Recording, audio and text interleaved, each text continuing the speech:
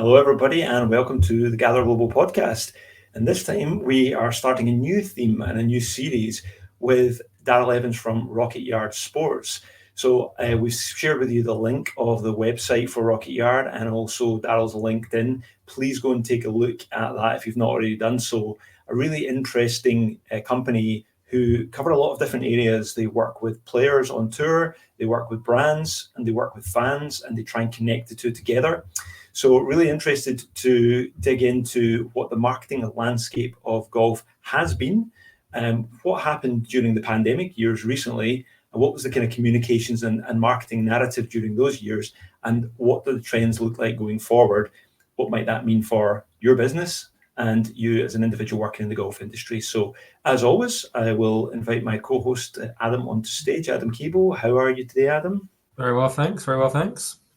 So the usual question before we invite our guest in to join, what are you looking forward to in this episode? Yeah, I think, look, marketing's a huge topic, lots of different angles and areas to it. I think distilling that down of what's relevant, what's not relevant is a really important topic for golf. The landscape at a macro level is ever changing. So, yeah, I think it's a key area, a key theme that just needs to be constantly attended to, looked at, discussed. And in someone like Darryl, who's seen all parts of the industry, who operates in many different guises, we've got a great guest to really pick the brains of. Okay, brilliant. Well, let's welcome to the stage Darryl Evans from Gather Collective member at Rocket Yard Sports. Hey, Darryl, how you doing? I'm great. Yeah, thanks for having me, guys. Looking forward to getting under the hood of a few things. And yeah, it's great to be a part of what Gather are doing. And thanks for having me on the show today. Fantastic. And as I said, when you jumped on earlier on, always jealous when we jump on a video call with you and see that fantastic company banner on the wall in the background. It's a very cool company name. Again, company, I love the brand and I love the colors and so on. Give us, just before we jump into this, can you give us the 1 minute pitch on how the name came about? Because people will be curious to understand. Yeah, it's got a bit of a story to it. The actual legal name's called the Rocket Yard, so the Rocket Yard Limited. And where it came about was Rocket was all about launching brands, and everyone that we're connected to was launching them or their businesses into the stratosphere ultimately. So that was a key element to it. With Yard, it actually has a double meaning. So all of us as sports fans, we all typically start sport in the backyard. The other side was we wanted to leverage the word yard as a measurement tool. So it was ultimately a yardstick. But in reality, the name The Rocket Yard abbreviates to try. So when it started, I thought if I don't try and actually set up this business, it'll never get off the ground. So there's quite a lot to the name. There was a lot of thought, and you don't want to hear what some of the other names could have been. So luckily we landed with the Rocket Yard, or Rocket Yard Sports as we trade as. And yeah, I'm delighted with the name. The look of the logo and what we stand for and represent has gone down well in the community. So we're pretty happy with where we've ended up. Yeah, it's cool. It's a cool story. And also, obviously, we've had the pleasure of spending time with your team members as well that have joined us at recent Gather Collective events, and they come from a really interesting spread of background, both within golf and outside of the golf industry as well, which is very powerful. So today we're going to have a look at where is golf marketing trending, golf marketing and golf communication, and we're going to kick off by talking about looking at the past and how golf was communicated and marketed. Give us an idea in your mind then, Darryl, what time frame do you want to talk about in terms of the past? Do you mean, pre-pandemic? How far back are you thinking? Just a sort of general view on how the golf industry used to market itself? Yeah, I think it's more about how golf has been enjoyed by golfers themselves and how they've interacted with the game. If we look at sort of going from the late 90s up to now, in not going through that length of time process forever, but I think what's happened historically is that a lot of private clubs have been a big part of the golf community, and the way that golf has been enjoyed on an 18-hole golf course with green grass has definitely been that way, I suppose, for a lot of years, going well before the 90s, obviously in the 80s, and it's been stimulated over a long time. But what's happened is that because there hasn't been a lot of evolution in the game up until realistically probably slightly pre-pandemic and then amplified during and after the pandemic, I think I would say that the marketing element has been quite stale because there's never really been a need to dramatically, increase awareness for those brands and for those golf clubs in particular, who were such a private members landscape. But what we definitely saw, and what is slowly, I hope, changing, is that golfers, or rather golf brands and golf clubs, shouldn't really be attracting golfers.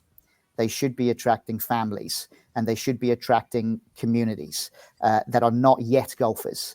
And some of the reports that you guys have done have proven that. So I think there is going to be a change, but historically, moving away from that dark green color that you see on pretty much every golf advert pre-pandemic, those days are hopefully numbered, and I really hope so, because that dark green color has never been attractive. It wasn't attractive back then. Don't know why it's attractive now. So it is quite comedy gold for me to see how some clubs, some brands, some people are marketing their businesses and themselves with that sort of old school sort of mentality and sort of identification and cliche, the +4s, the wooden clubs. I mean, how often do you see it? There was a sketch that not that long ago on TV with Ant and Dec, and they were wearing +4s. And I'm going, this is not where the game is going. It's not where it's at. And that stigma and is still there. And unfortunately, people coming into the golf world from a business perspective still think that's how golf fans want to enjoy golf. And it's just not true. So from a past area, that's probably where I'm leaning towards. Sorry, go ahead, Colin. Not at all. Yeah, it's interesting because some of the people that we see, either celebrities there that are interested in the game, or people who work in the golf industry, or like really, really passionate golfers, they actually love the opportunity to go back and try the wooden clubs and put on the +4s. But sometimes, because they are then, in the case of celebrities, they have quite a lot of exposure. They actually are doing that because they're like, this is quite cool. I'm kind of harking back to what it was like in the old days, because I know how to play golf and I love the game. I'm curious about what it was like back then, wearing those clothes, wearing that kit. And in some cases, there's a fashion element where they actually think some of the old kit was quite trendy and so on. So I can sort of understand that element to it. The challenge is then, if those people have a lot of exposure to people who are not golfers, and then they seeing that, they have this perception that you've just described there. So the challenge is, a little bit of that is kind of nice in a way for people who love golf, but it's also, as an industry, and there's people who work in the industry, companies, in particular companies like yourselves who work with sponsors and brands, and you're trying to bring new audiences to the game, that can potentially have a flip side where it's quite challenging. Yeah, I think it can alienate people. I would rather it was gone forever. I understand your point, but I would rather that's had its time, it's had its moment. I mean, at the end of the day, I don't think I've ever seen a Premier League footballer, for example, go out in sort of their old school outfits that they used to wear back in the 1800s and have a kickabout. So for me, and I know I'm being quite forceful in my view, I think it shouldn't be done. We should be in the times that we're at, and we should be talking about the future. And I think that's how we should represent ourselves. It wasn't that long ago at the Adidas function that we all went to, it was a big talking point about fashion in golf and how some clubs are so anti the hoodie. I mean, I can't even believe that that's a conversation, right? But that is the challenging, I guess, perception that people that are coming into the game are experiencing, and how do we shift that? Well, it's got to shift with the people that are at the top of the game and the people that are leading the marketing efforts in order to change how that happens. And some of that will happen through really good marketing initiatives by some of the big brands. Some of the smaller brands have it. Well, a lot of the smaller brands have a big impetus in that as well, like Melbourne, for example, and how they've moved through the ranks. But then also that sort of athlete and celebrity endorsement element as well, where you've got guys like Gareth Bale making the game look a little bit cooler. You got Niall Horan doing the same. I mean, there's so many people like that are bringing a fresh approach into the space that does help. But that just further highlights for me the need to alienate the +4s. Just get it off the TV. I don't want to see it. Just a quick one, Daryl. If we were to look at it, sort of looking at the past, golf marketing 1.0 as a model, what did that typically look like? What was the sort of structure of that model?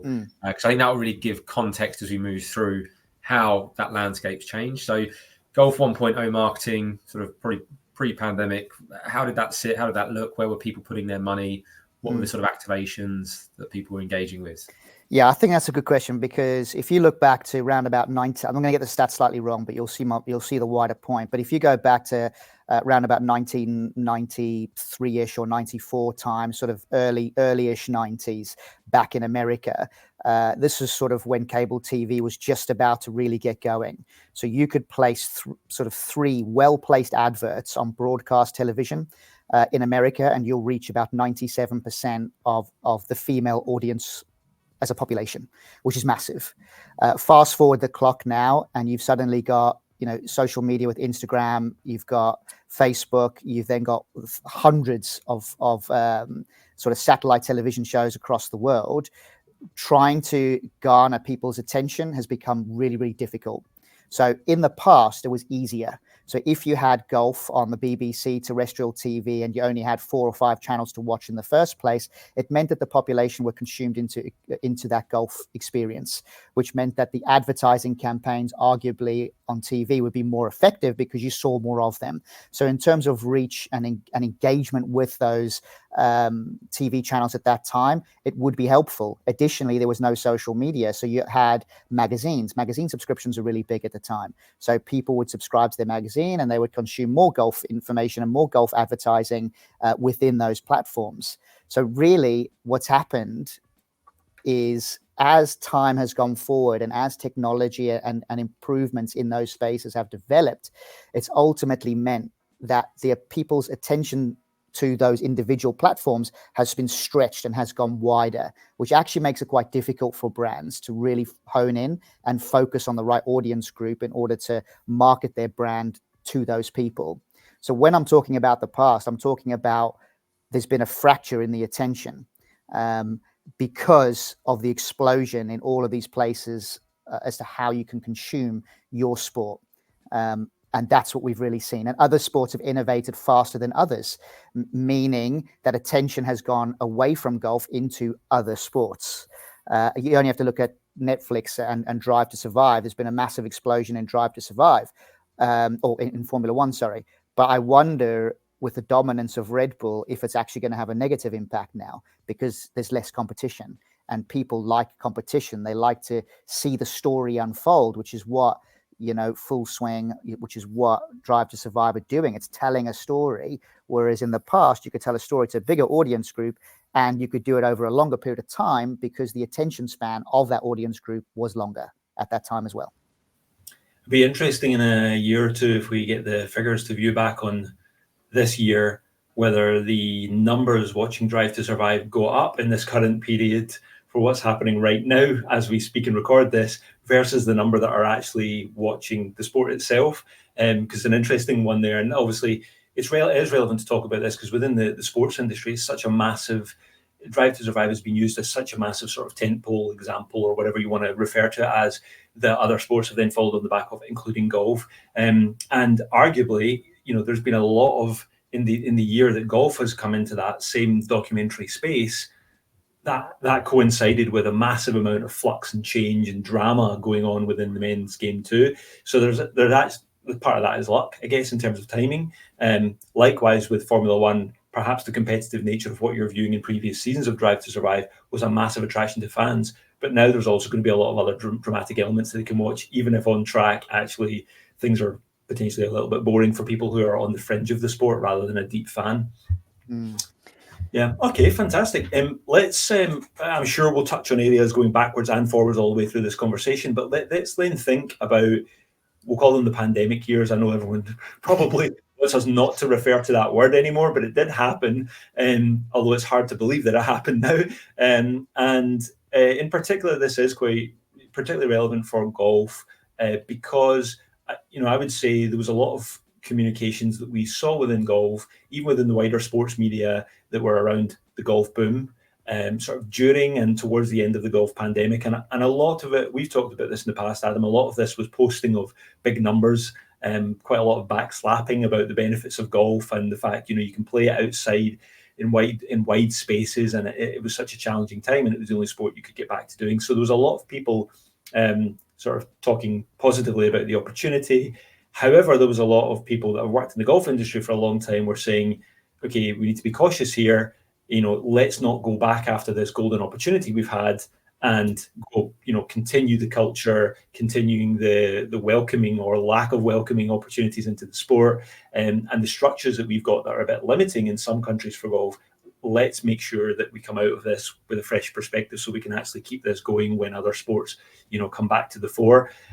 What's your main, takeaways for golf from those recent years in terms of how we market and communicate our product? Yeah, I think that's a really good question. There's no question that golf has boomed. There's definitely been a participation explosion, but not just in the way of traditional golf and on golf courses. We're talking about the likes of Top Golf, Simulator Golf, Crazy Golf. All of these different platforms have definitely helped expose the game to more people. In fact, there was a BBC report a few months back, if you guys recall that one, and I want to say something like 80% of the population have been exposed to the game of golf within the last 12 months, and that could be a Crazy Golf session, could be a Top Golf session, whatever it might be. It doesn't have to be on a golf course, but what it's meant is that some of those brands who are in that non-traditional golfer space, so I'm talking about off the actual golf course, they are looking at engaging fans in completely different ways. They're much more innovative. There's more money coming into the game, so they can spend more money on market research and creating products out there that can engage fans to a much better level. So what that's meant is that it's becoming more and more immersive. So when you look at VR technology and what the Apple lens thing that they brought out not that long ago. Putt View is another great product that seems to be making some really big waves. Simulator Golf, massively on the rise. But the question is, from a marketing perspective, how are they attracting the business? How are they drawing people in? Because the attention span, as I said earlier, is really wide. Now, you could argue that in the social media world, social media is a little bit like broadcast TV back in the early 90s, where there actually isn't that much choice. You've got Instagram, you've got Facebook, you've got X, you've got TikTok, maybe a couple of others, and that's it. So, what brands are doing now is they're leveraging that social space far more than they've ever done before. But what they have to do is they have to be credible. They have to be authentic to who it is that they're marketing to. So if you think there's a Nielsen report that came out a little while ago now, but basically 92% of people believe that suggestions received from family and friends more than they do standard advertising. So what that suggests and what that means is that brands need to be validated by others in order for people to see themselves using their products themselves in that space that they're enjoying their golf in.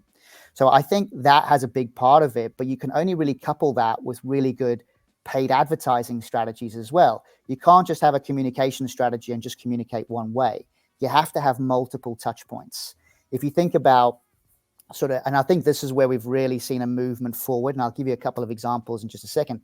But if you think about buying behaviors, I like snowboarding. Am I good? I'm not so sure. I try and think I'm good, but I'm okay. But if I see something online and it says to me, hey, we've got running a promo, you can get 50% off this brand new snowboard. Me personally, I never click the link. I never go, oh yeah, I've seen a promotion, I'm going to buy that. But what we have seen during the pandemic years is that brands were doing that kind of advertising initiative all the time. Discount, that's how they thought people would make a buying decision. But that's not how I make a buying decision. If I see a brand new snowboard, the first thing I'm going to do is I'm going to Google the hell out of it. I'm going to figure out every benefit of that snowboard as to why I should buy it. I'm going to go onto YouTube, look at product reviews. I'm going to go into the store. I'm going to ask the experts who've maybe ridden the board to tell me what they think about it and how this compares to another board, and really go through the detail in order to eventually arrive at making that purchase decision. So pandemic years, if I had to summarize how they're marketing themselves, I would say they've seen an opportunity to discount, or they thought that they've seen an opportunity to discount their brand as a means to sell more product. But in reality, that's going to damage your brand because you are going to be seen as the discount brand. You will not be valid in the marketplace because it looks like you're trying to shift product. And if you are using influencers and celebrities to promote your discounted product, you're discounting and devaluing the influencers as well, meaning everyone's losing. Yeah. Fantastic. Adam? Yeah, that's a really interesting point because obviously in a golfing context, It'd be really interesting to see the participation boom during COVID. How much was that down to golf marketing itself better? Or how much was that down to that validation from peers, as you talked about in that purchasing sort of decision making?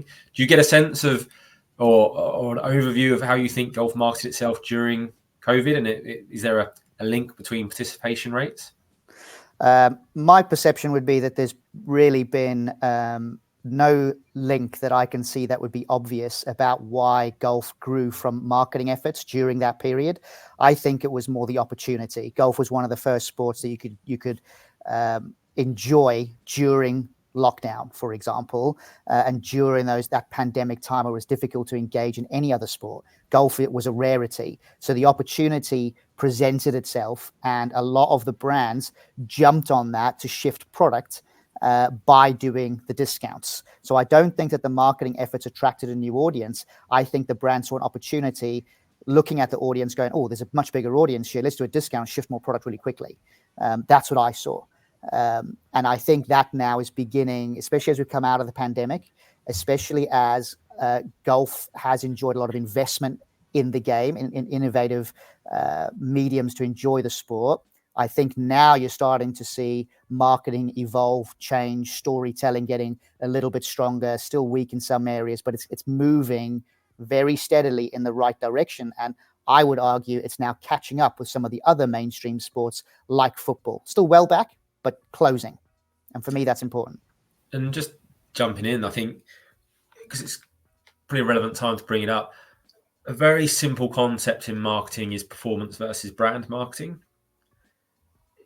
Do you see a balance there, or do you see, based on what you saw over the pandemic, a little bit more reliance on performance marketing and no one really brand marketing and building the storytelling, building that brand equity? Yes. To answer your question as directly as possible, yes, people have focused a lot on that performance marketing. And really, if you want to have longevity, you have to have a bit more of a balance. And you've got to coordinate your campaigns as well. You can't just put out loads of promos and hope to get a return. You need the multiple touch point strategy. It's a communication strategy. If you think about typical B2B businesses, they have a sales flow that they would follow, which means multiple touch points in order to close a sale. And the way that it should work for brands is the same, but you need people to have an emotional bond to your brand. We need to create that element of loyalty. We need to create that interaction and relationship. I think a really good example for me is we kind of need to lose the phrase sales funnel. We're all familiar with sales funnels, right? And top funnel, middle funnel, bottom, all that sort of jargon. And I get it. I do get it. But really, it should be a relationship funnel. It should be, how do we go from making eye contact to having a first conversation, to going on a date, to having children together, to getting married? How do we do this in a business world where we are so vested in each other that it just works? I love what I do, you love what you do, and I totally get you. And I'll tell you, the one brand that do that better than anyone ever in probably the history of brands is Apple. Everyone has a relationship in some way with Apple. Whether it's through the App Store and some of the apps you use, the phone. I've had multiple iPhones. I've had multiple MacBooks. I have a relationship with Apple. I see the adverts. I see everything that they do. But have I ever seen them do a performance-related advert where there's a discount? Not once. Not once. They do not discount. They do not run those kind of promos. What they will do is do value add. They'll create experiences, because those are the things that get me emotionally invested in the brand. So looking at how marketing is moving, in particular in golf, I think you're starting to see more brands focus on that emotional bond. Still well back, but moving in that direction. Putting you on the spot then, obviously you've got a strong background in golf hardware and clubs. It still blows my mind you can spend off the rack £500, $600 on a brand new driver, and it's just a pure transaction. From what I see, there's very few companies that then bring you into that family, that start that long-term relationship with you. We've seen at Tour that sort of multi-club deal change from a sole club deal. is there anyone who's starting to go on that journey who's a good example in golf where they are starting that relationship? Because it still feels very transactional, even though golfers are being asked to invest more and more into products and services. Yeah, I think so. I think if you look at, I'll give you a pretty decent tangible example. Obviously, I don't want to sound like I'm being biased, and I'm really not. But based on my time with TaylorMade and everything that they've done since, for a brand like that, they've tried to tell a very different story. So you might have seen some of the content that's gone through YouTube, where they've got Tiger, they've got Jason Day, they've got Scheffler, and it's literally fly on the wall stuff. They're having a conversation talking about bunker shots or whatever it might be. They're beginning to build, or are building, a brand narrative. Not once do they mention the TaylorMade products at all in that content, but what they are doing is they're showing an alignment. They're showing excellence, as this group of people are demonstrating their skill set at the highest level, and they happen to be connected with a brand that also operates at the highest level, in the same way that brands like Callaway, Titleist, Ping, all those mainstream guys all have great products. They all make great. Nobody's making a bad product. It's how they can create that emotional bond in the marketplace that draws that crowd in to become a loyalist for their brand. But then when you look at companies like TaylorMade, what they'll try and do, actually Adidas might also be a good example here when it comes to acquiring email addresses and how to develop database, because they know that if they have people coming into their community, they are 100% in control of that and can never be victim of an algorithm like you would be with YouTube or Instagram. So that's a priority, and the lifetime value that can be generated from that is great for the brands. They make more money, but as a fan, it means that you are now engaging with the brand differently. So when they run promotions about becoming a wedge tester, or engaging at a certain event or whatever it might be, or winning tickets and come with us to go to this tournament together, those are all experiences that create relationships, going back to the relationship funnel example.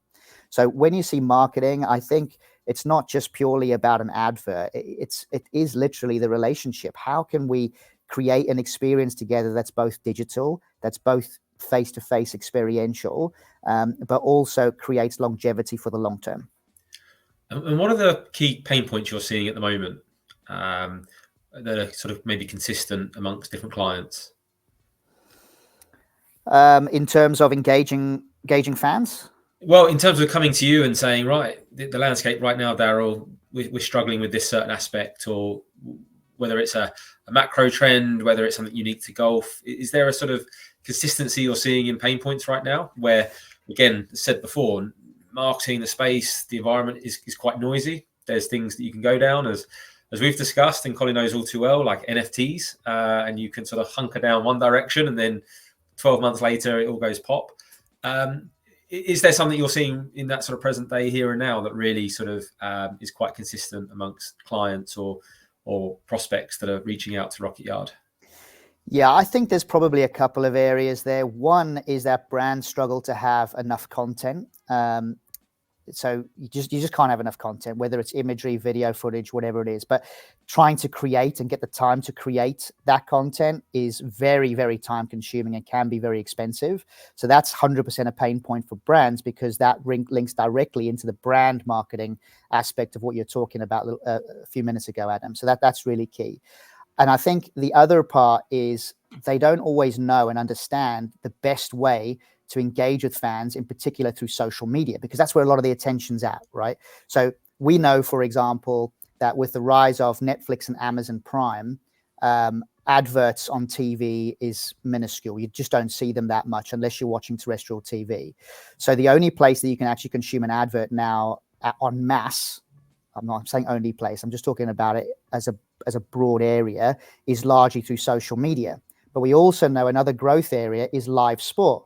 So that's interesting that you can, from a second screen perspective, you could be watching a football match or live golf on TV and you're scrolling Instagram at the same time. So brands are trying to figure out, okay, we know that the attention is on live sport and social media. How do we penetrate that? So the pain point for them is, how do they enter the space of things like influencer marketing, for example, which is no question on the rise right now. And I would say almost, or not quite every single one, but almost every request from a brand who wants to work with us is linked somehow to how can we work with influencers? How can we operate stronger in that space? How can we fit that in to our wider communication plan? Because they just don't know how. And the pain points would be they don't understand how the pricing works. They don't understand the value proposition back to the influencers. They don't understand how they can connect the influencer directly into their communication plan. So there's a lot of pain points, but it is largely centered around a key area, which for me, based on what we're seeing as a business, is linked heavily to influencer marketing. And that must be a big shift from the traditional sort of getting your brand out on tour, whether that's on player sponsorship or traditional advertised boardings, through to influencer now. Have you really seen that shift now? Is there any interest in advertising on tour? There is still interest in advertising on tour, but it's definitely, obviously, it's no surprise with the elements of live golf that there's been a fracture within that sporting level. I would argue, and this is my view, I think attention on professional golf's never been higher because of that fracture. It's never had so much news time before. So I think that's good. But what it does mean is that you do have the best players playing in different places for the first time, or in a much wider geographical landscape with time zones to contend with, which is making it harder for brands then to actually engage with fans on a wider scale. So there is challenges there. I think when it comes to individual talent sponsorships as well, so the actual players competing on those tours, it is 100% very, very, very top heavy right now. When I say top heavy, I'm talking about top 20 in the world. Top 50, yes, but top 20 is a real significant jump when it comes to individual talent sponsorships. But the problem with brands when it comes to talent sponsorships, when it comes to tour players, is that you will see the massive benefit when a player does well and that player goes into all the broadsheets and goes, media explodes when a player wins. But equally, you're a victim on the other side. So if that player is suddenly injured, or if that player suddenly has a dip in form, your exposure, your brand exposure can quickly diminish as well. Whereas in the influencer space, audience growth never really declines. They keep getting bigger. So there's really a balance to be had when you're thinking about how to, sponsor tour pros versus and influencers, because tour pros will get you access to the tours. So that then, and event sponsorship as well, by the way. So going into the hospitality areas, taking guests with you, getting those experiences that are hard to get. There's 100% of value for that. And there's becoming a premium for those fan experiences one-to-one.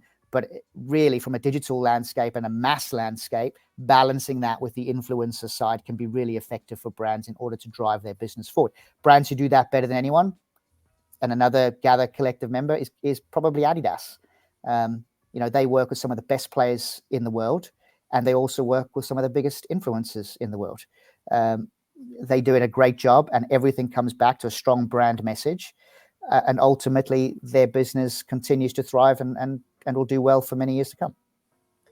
And sorry, Colin, I'm hogging the mic a little bit here, but I just find this fascinating. We're seeing for a lot of stuff we're doing with Gather just how different also the global markets are. There tends to have been a bit of an emphasis or bias around US golf. We've known golf as a global sport, but still quite dominated in the US market.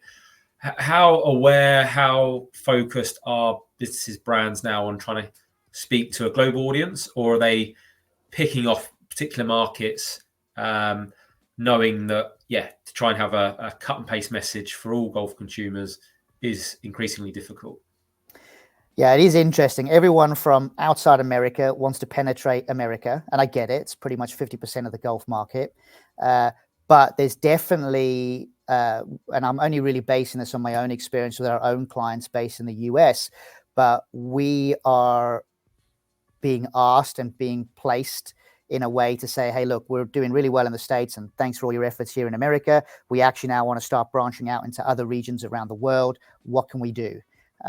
So when we do that, we primarily look at places like Japan, which is the third biggest golf market in the world. So that's a really key avenue for us moving forward, in particular, to help the brands that we're working with develop their businesses in that space, but also here across UK and the rest of Europe. The challenge is the behaviors of the audience groups in those markets. That's the greatest difficulty. You know, just in the UK, we have a mindset to save, like, oh, we need to save money. We need to save. Whereas in America, their mindset is to make more money because they can do more with it. So understanding the different nuances can certainly help how you place your brand into different markets around the world. But I wouldn't say, if you're an American brand, that you are going, right, we need to operate on an international scale and get into over 100 countries around the world. What they'll do is be much more specific and targeted. So Japan, Europe, South Korea are probably your big key markets to operate in order to drive your business further forward. But engaging with them uniquely is really important as well. Yeah, and just as fascinating. I'm very happy that you were firing questions across there, Adam, because it's always nice to sit back and listen to this. And the area that we're touching on about influencers, I know we're going to speak more about that as we go forward in the series as well, Daryl. I know that one of the insights that we talked about between Gather and Rocket Yards recently was the importance. The research tells us it's really important that brands look to work with influencers who have similar brand values or similar values to their brand, and there's an alignment there. So that's an important element to think about. Not so much question, more just a kind of observation of one of the things that we've talked about recently, and that kind of leads us very nicely into our sort of third part for today, where we're going to talk about, well, what does the future look like? And we're already starting to talk about that in that last question, thinking globally, where do people want to expand and look at new markets? So let's just continue on that thread a little bit and try and lead ourselves nicely into what we're going to talk about in the next episode, Daryl. So what's your first thoughts then on the current trends? What do you think that suggests about golf communications and marketing moving forward, areas that we've not already touched on yet? I think for me, the future is very likely to be heavily relationship based. So that means becoming more and more immersive, becoming more engaged in a human interactive or a human feeling interactive environment. So what I mean by that is I think the rise of VR, and I think there will be a rise. I don't think it'll be as fast as a lot of the VR, as a lot of those companies are suggesting, but I think it will go into that space where you could be sat in your living room and you could be watching golf on TV, but you actually kind of feel like you're at the golf course itself, and you're standing right next to Tiger Woods while you watch him hit a 6-iron into the green. I think that's coming, and how brands will then position themselves within that VR world will be quite interesting to see how that moves. But I also think with the movement in the influencer marketing space and the demand on that and the reach in that and the variety of personalities that you're seeing, I think is where this big wave of explosion is coming from right now, and will continue to do so into the future. So before, you might work with an influencer and you might say, okay, yeah, we've got this product, we'll give you this product if you could just do a few social posts for us. That's no longer effective, because a lot of these influencers, it's not just them. They have videographers, they've got editors, they've got brand partnership managers, they've got teams around them, and all of that needs to be monetized. So if you're looking to interact with that audience, I think brands are now starting to see, I could spend $2,500 on an advert in a golf magazine and reach 50,000 people, or I could spend the same and reach 100,000 people if I invest in influencer marketing. And that's a really low figure, but my point is I'm making it tangible to an actual physical advert in a magazine. So I think what you're going to see, and to your point, that congruence of the brand and the values that the influencer has will be really important. So one of our talent that we work with, he's a good friend of mine, a guy called Chris Trott of Trotty Golf, if you're familiar with him. He's been in the golf industry a long time. What does he stand for? Well, he's worked across the European Tour, the Asian Tour, and the PGA Tour for over 20 years. He's worked with the best players of pretty much generationally, but possibly of all time as well. So he is not really an influencer. He's more of an authority in the field.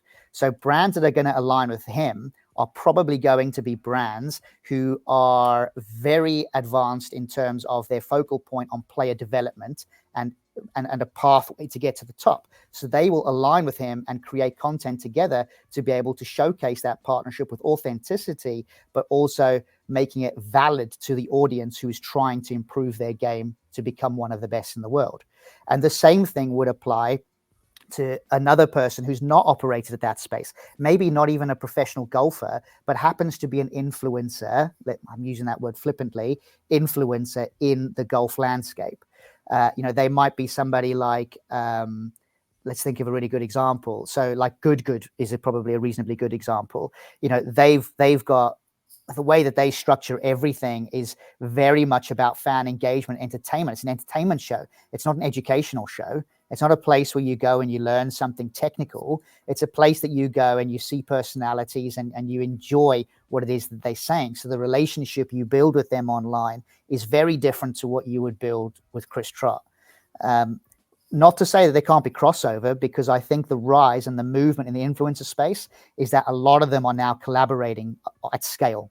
So even the really big ones are collaborating with each other, which in theory shouldn't be anything new. We've seen that with Melbourne and Adidas, and Lyle and Scott and Melbourne have done the same thing. They've collaborated on all these projects. So I think that cross-pollination and that cross-collaboration is where the future is going. And we're going to see that over the next 3-5 years plus. And then with new tech coming into the space, how to create that bond closer is what will evolve that marketing landscape to the next level. Do either of you have any thoughts on whether the openness to collaborate and the examples of collaboration that we see across the golf industry, across all sorts of different sectors, is greater now than it was 15, 20, dare I say, 30 years ago? If any of us were working in the golf industry then, I don't think we were. But 20 years ago, my general sense is it feels like a collaborative phase that we're in compared with back then. But maybe I'm talking, not with enough experience on the landscape. From your perspective, both of you, I was in governing bodies for a long time, and there's an element of sort of slightly being within the box in terms of the thinking and the exposure there. Both of you, though, have been in the wider golf industry and more on the commercial side of things. What's your thoughts on that? Well, from my side, I think we're 100% in a collaborative phase. The influencers have sort of moved that or made the first move on that particular motion, and the brands are there now too. So brands are collaborating. Everyone is collaborating. The viewpoint, I would say, is better together, and I actually think that's a good message to say to the fan base anyway, better together. But it does mean for the brands they can cross-pollinate each other's audience groups while still being perceived to be relatively competitive.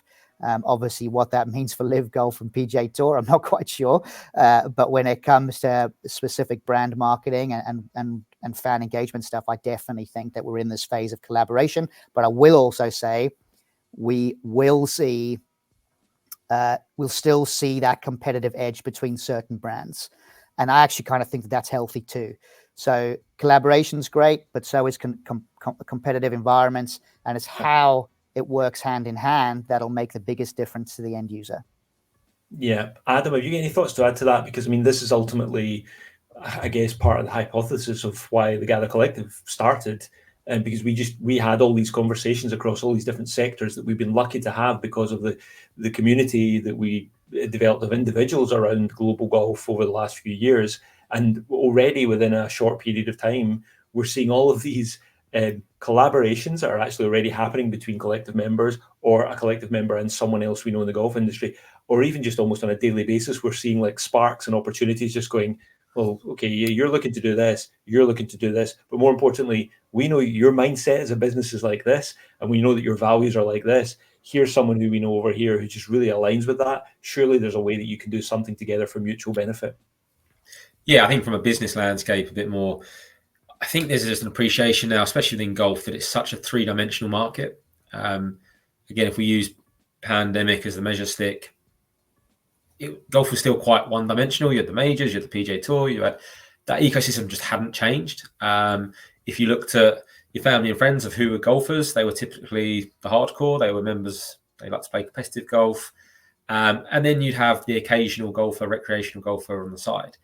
Fast forward to today, it's such a three-dimensional market. We've obviously done some research into that with the non-traditional golfer, where it's like, this isn't just one big sort of funnel now. This is two separate markets in certain respects. So that's then really created new white space opportunities that people weren't thinking about before. And because we've had a bit more of a view that, and again, it's not exactly like this, but a view that in each area of golf, you had the company that parked themselves and they owned that space, but they were quite generalist in everything they did. You're now moving to a market environment where you need specialists. And even within, let's say, marketing in this example, and I'll be interested to get your thoughts, Daryl, like, it's quite hard to be a specialist in everything in and around marketing.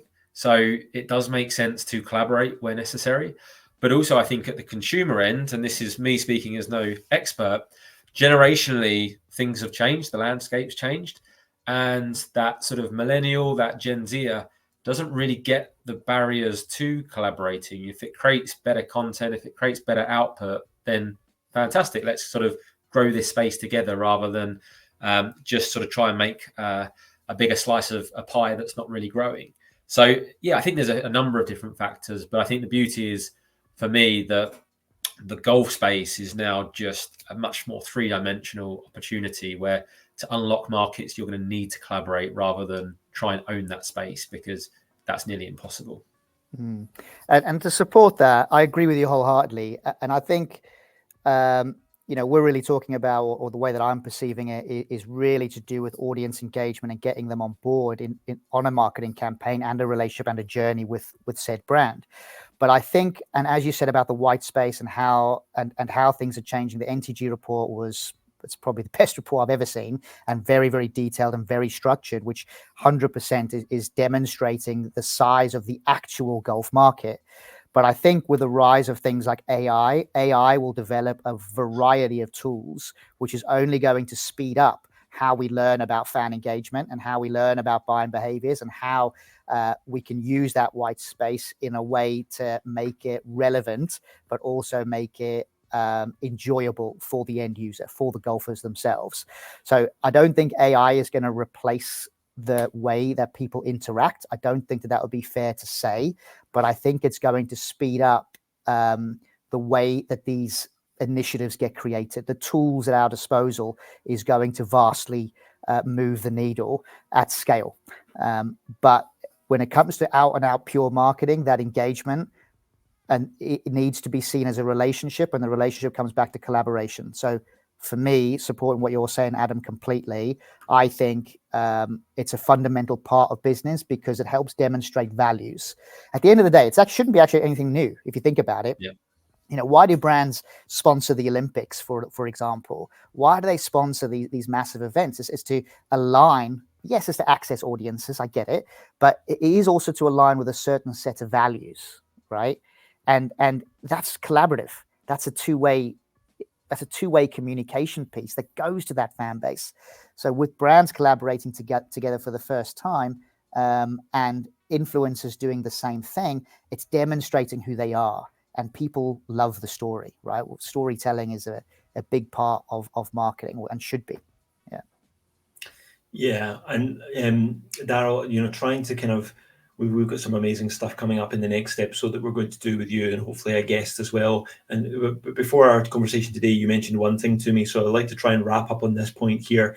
And you said the big thing is that there's a disconnect between how brands think fans engage and how they really engage, and it brings you on to thinking more about the storytelling side, bringing that to the surface overall in this sort of how do we think about marketing and communication. Let's talk about that a little bit before we wrap this one up today. Mm-hmm. Yeah, I think storytelling is a fundamental part of your wider communication strategy. I think too many brands have 100% been very promotional led, very price led when it comes to a lot of the activities that they do, but pricing doesn't tell stories. And in actual fact, in reality, if you think about, if you're resonating with an emotional bond with a really good storyline, you're probably not even going to look at the price. You're probably more vested in what you can do to be part of that story, to be part of that experience. So storytelling for me is really good. So I know I used Apple earlier as an example, but if you think about an advert, just next time you watch an advert, an Apple specific advert, it's all storytelling. You see someone running down the street. Oh, actually, that latest one I saw this week, brilliant. It's a guy standing on his boat and he's got a fish, a massive fish that's flipping around while he's holding the fish. But what they're showing is that he's got his phone on the other side of the boat trying to take a picture of himself, but he can't do it because he's holding the fish, which is flopping around. But he makes a gesture with his watch, and then by making the gesture with his watch, the camera on the phone takes a picture. So that's telling you as a story, hey, look, there's this guy who loves fishing. This is what his story is, and this is how he took a picture of himself to remember the experience that he had because he was on his own in the boat. That's really, really good. Now in golf, what do we typically see? We typically see, here's the latest product that we've just brought out. These are the real key technical benefits as to why our product is so good. And here's the price. Well, no one really is resonating with the technical elements of the product unless you can apply it to a benefit of their game. So I'm bringing this back into influencer marketing slightly. So if you're a brand that maybe is a training aid company, so rather than get your influencer that you're working with to say, hey, look, here's the latest training aid. It does this and it does that, and it's amazing. And, you should get it now because it's 50% off. Use my link and swipe up. It'd be far better if they say, right, guys, in today's video, I'm going to talk about how to hit a draw. So to hit a draw, I need to be making this move, and explains it in a bit more detail.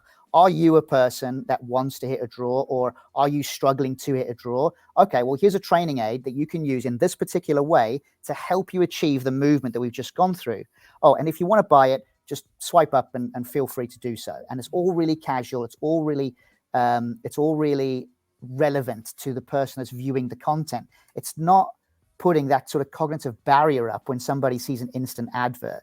It's going through the story about how to do something better that's relatable to me. Therefore, I'm now interested in buying that product because I can see how it's going to help me. But giving me technical benefits and attaching it to a promo is not the way to do it. It has to be done through a story. And that, for me, just doesn't happen enough in golf. Yeah, I completely agree. And some of the good examples we've seen, it does show that it doesn't, or demonstrate that it doesn't necessarily even apply to the classic first thought that you have there is, I'm watching golf, when the adverts come on, I see a product on the screen for a product from a brand. It's the classic kind of, here's what this new driver does. It gives you this extra 30 yards, Actually, it can also apply to businesses across all sectors of the golf industry about how they storytell, and that's something that we've touched on literally in the last week with the Gather Collective members. We've done a white paper for you that starts to look at storytelling and starting to understand actually what's the science behind storytelling and what can you learn from the science behind storytelling to think about how you market and communicate to your different audiences. And that can apply to a business that's trying to sell their golf architecture services. It can apply to a clothing brand. It can apply to a company like yourselves. It can apply to a startup that's building a tech product. So yeah, I think what you've said there, Daryl, as with everything today, it's very applicable across all different sectors of the golf industry. This has been another fascinating conversation. This is one of the reasons why we're so excited to have both you and the Rocket Yard team within the Gather Collective. This is the kind of thinking that people can get if they want to have a conversation with us about their company joining the collective. It's this collaborative thought. It's this learning from each other. It's the sharing of insights that each of the collective members are getting individually and then bringing to the group, which is sort of giving us an extra collective power. Are there any final thoughts from yourself, Daryl, or from Adam before we wrap up, so that we can leave some nice pieces that we've got on the plate ready for the second episode? I think for me, I think that storytelling aspect is really key, and why influencer marketing is quite important. I don't want to bang on about it necessarily, but based on what Gather have produced, you guys have confidently predicted that about 40% of purchases by golfers and golf fans are influenced by YouTubers. And why is that? It's just the ability to storytell. So I think as a final message that I would want to leave to brands is, when you're thinking about what you're putting out in the marketplace about your products and about your brand. Make it tangible, make it relevant, tell a story around it that, for the reason why your product is there in the first place. Tell the story. Don't sell the features and benefits, focus on the story. And I think that'll set you up to create some engaging content without having to discount your brand. Yeah, and hopefully all this resonates, because I think when it comes to marketing, just anecdotally, all the conversations we have in the collective with obviously people looking at joining the collective is around influencer marketing. It feels like it's a mystical art form. There's the good, the bad, and the ugly, and everything else in between. So doubling down on that and really just understanding how that works and how you get success from that will be really interesting to explore on the next chat. And hopefully we're going to throw in a guest or two as well, just to really bring this to life. But it feels like, the alignment's there, and using Rocket Yard as a bit of a resource is going to be fantastic for anyone watching these future podcast series. Excellent. Yeah. Daryl, that just leaves us to say thank you very much. We're looking forward to the next conversation. As always, your insights, your time, fantastic. Appreciate it. Great. Thanks for having me, guys. Enjoyed it. See you next time. Thanks, Daryl.